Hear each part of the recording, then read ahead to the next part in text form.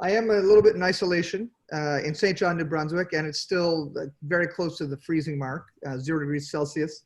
But I had to throw this on. How are you guys doing? We're a lot warmer.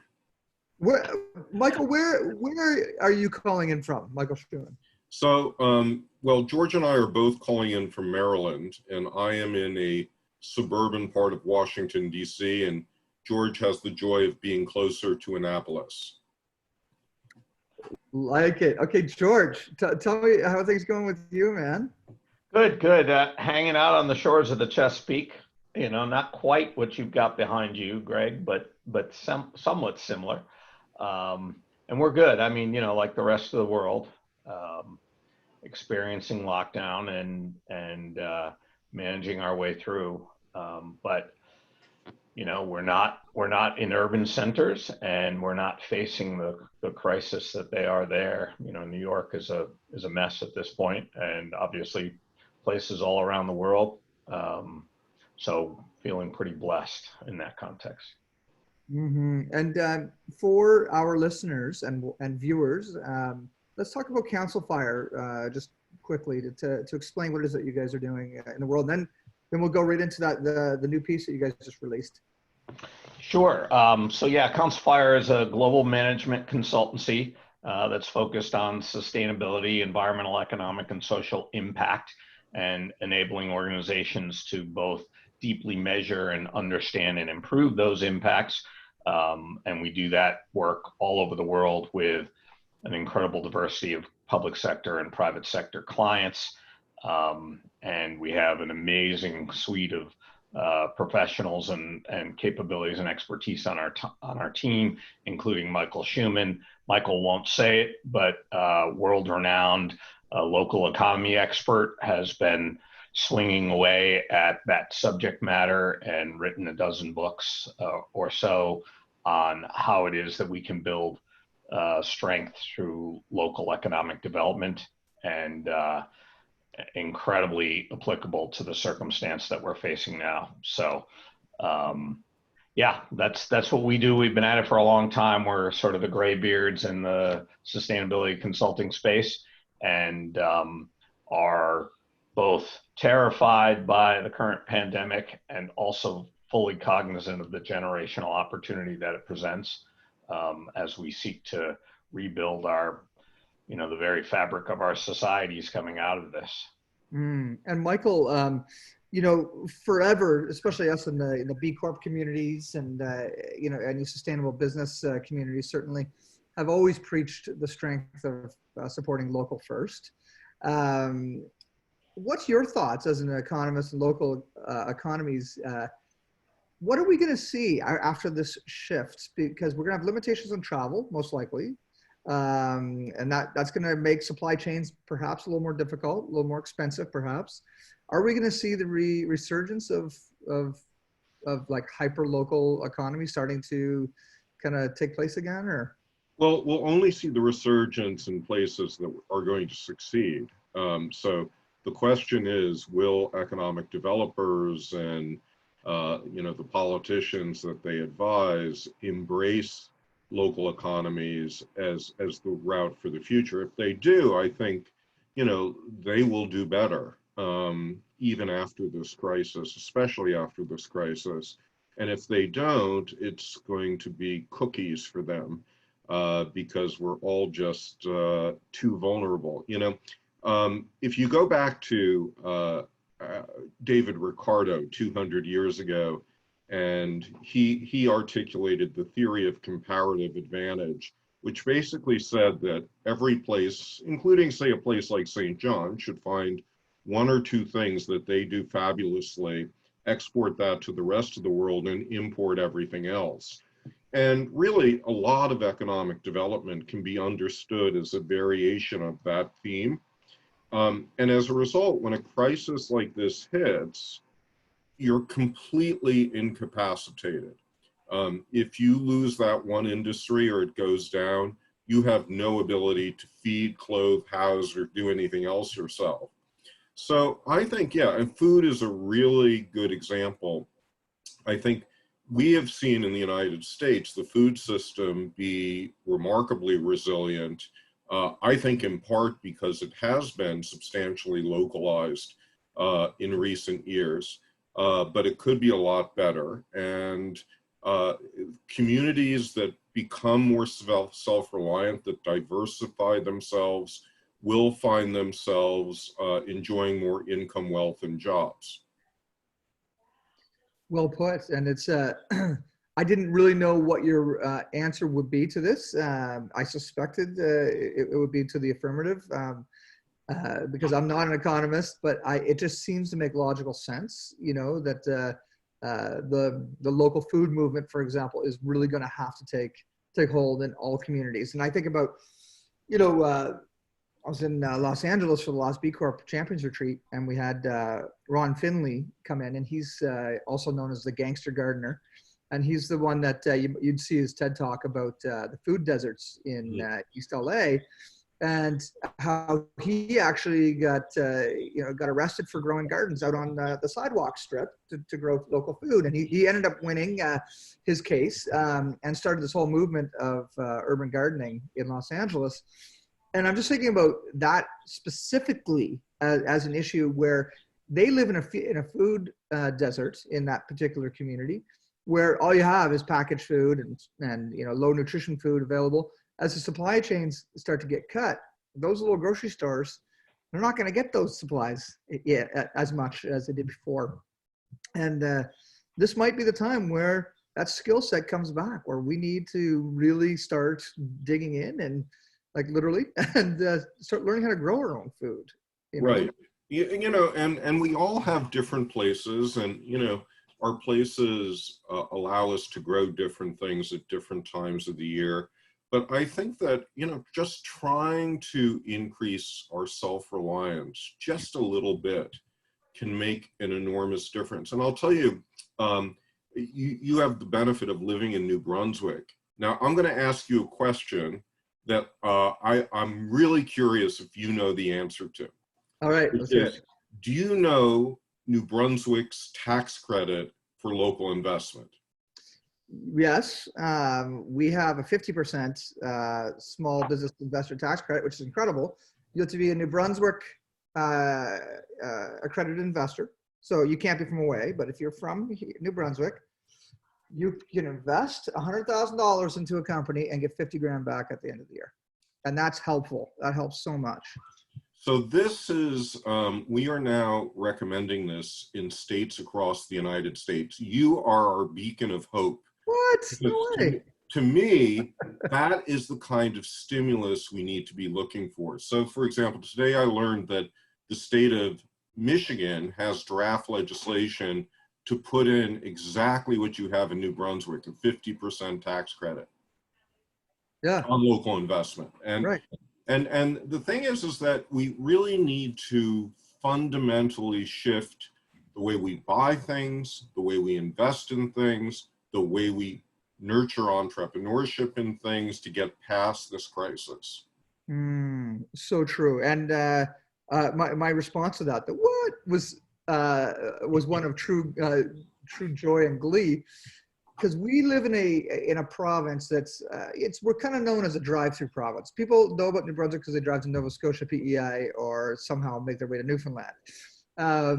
But we have a lot of assets that we have exported. For example, our telco back in the day developed our fiber optics systems, worldwide. We had the highest, fastest internet for a long time, and developed a lot of the voice over IP technologies and things like that. And it's so interesting that you say, like, models of investment and tax credits as an export, sharing that knowledge. Yes, it's really an export.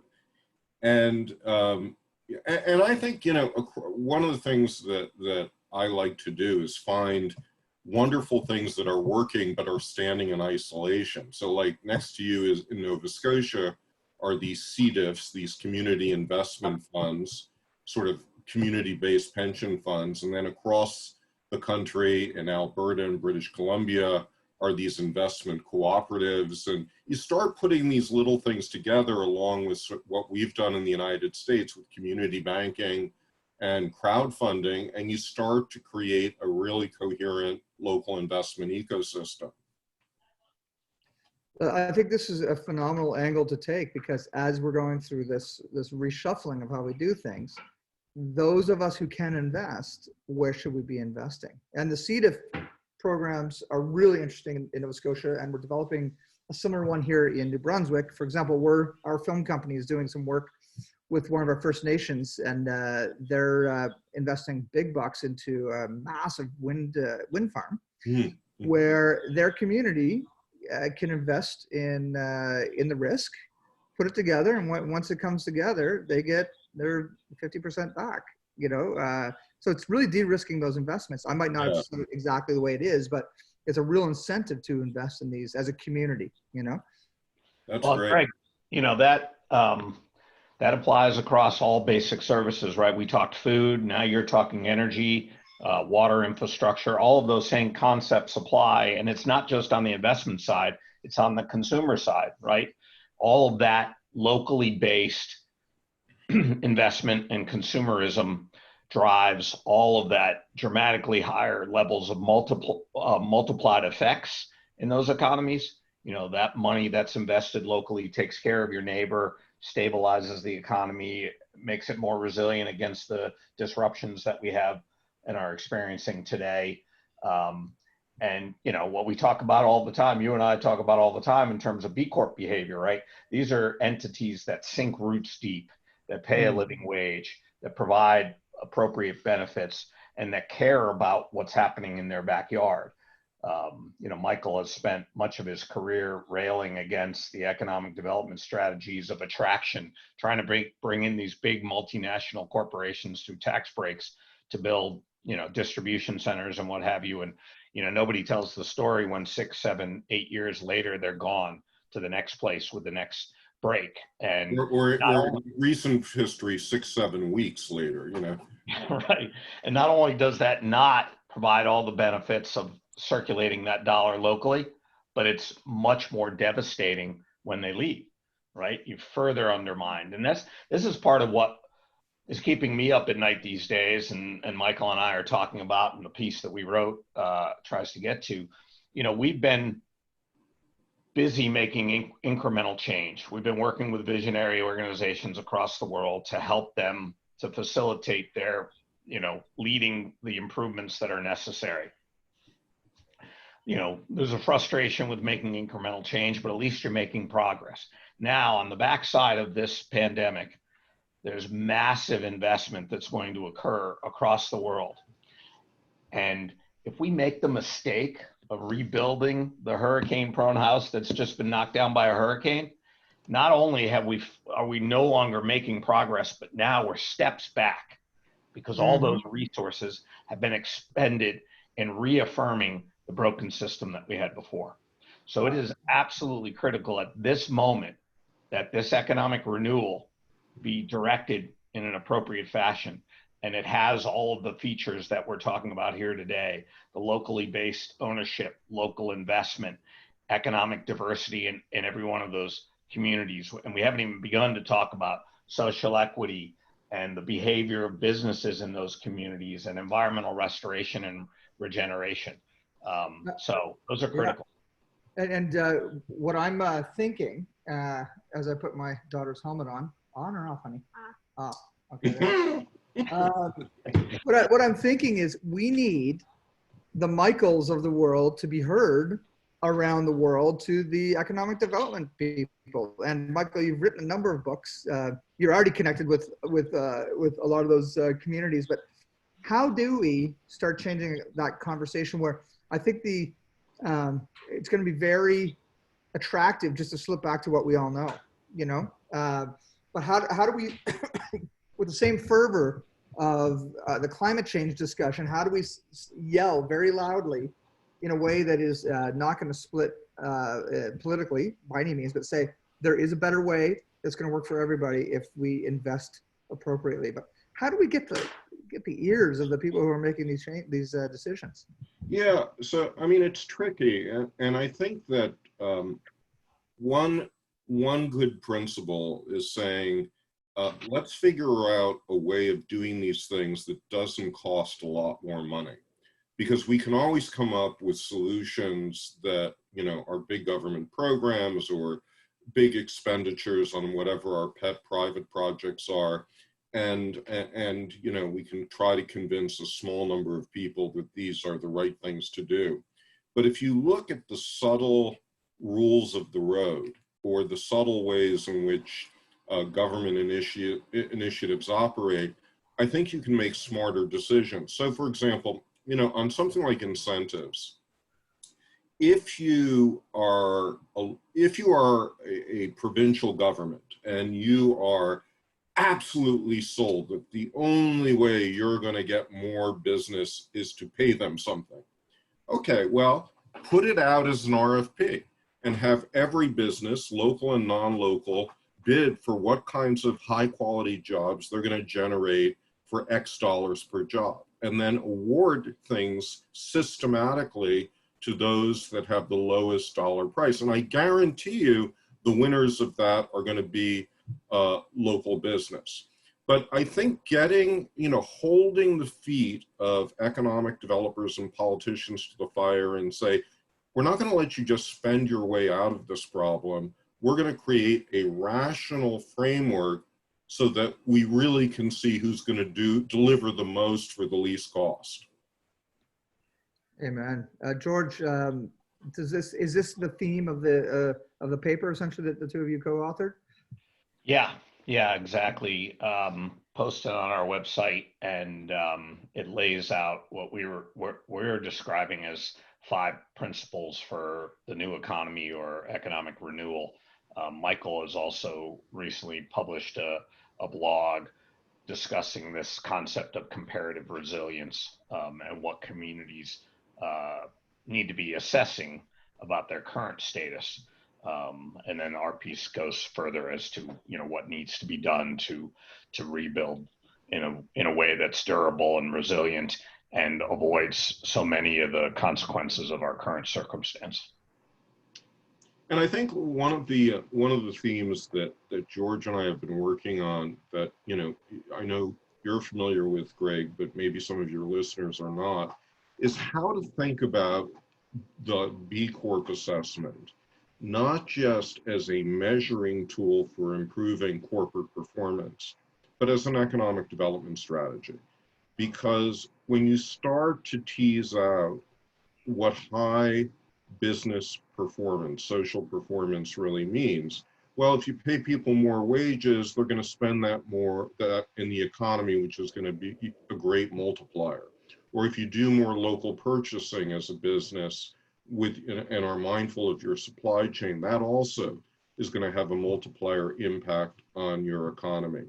Or if you say are mindful of water and energy expenditures, bring those down through efficiency, well, you're going to lower the demands on your utilities, which is good for tourism, and that also lowers the demand and the prices for other people in your community. So, you know, we could do this all day, but the point is that if we could systematically really start to build a base of not just hundreds, but thousands of companies that were using these assessments to improve their performance, that should be the core of economic development.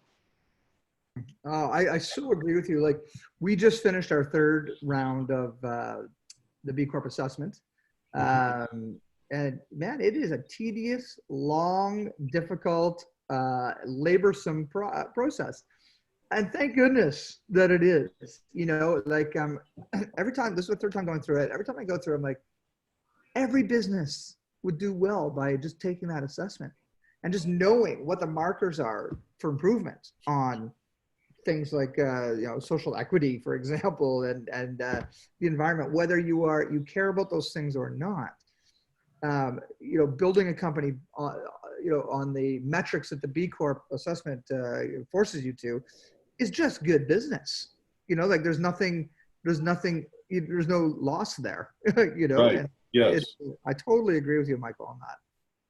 Yeah, and even more, I mean, it's foundational now. Now that we've seen the frailties of our global economy and our supply chains and the manner in which we've developed with disregard for environmental impact, with, you know, a lack of resiliency or underpinnings for, you know, backup systems, there's no choice. I mean, we have to build in that frame, in that construct of the typical B Corp, right? We have to be conscientious of our impacts holistically, and we have to build for, you know, regenerative behavior, giving back to the local economy, and ensuring that we just don't go through something similar in the future. And, you know, our work with Tom Lovejoy, Greg, has shined a really bright light for all of us, I think, and for many others in the near future. The idea that, you know, our insults, our continued insults on the planet, have consequences way beyond, you know, understanding. And, you know, Tom was commenting to us the other day that, you know, this theory that the pandemic is nature getting back to us is such a flawed approach, right? And in reality, when we recognize the destruction of biodiversity and the erosion of fundamental ecosystem infrastructure is going to unleash all of these things, and we can't put that genie back in the bottle in the absence of addressing climate change and restorative behaviors. It's just, you know, these are fundamental. This is no longer philosophical. This is no longer political, right? Yeah. These are realities of our world. And the sooner we recognize them and behave accordingly, the better off we'll be able to be in avoiding catastrophes like this current one.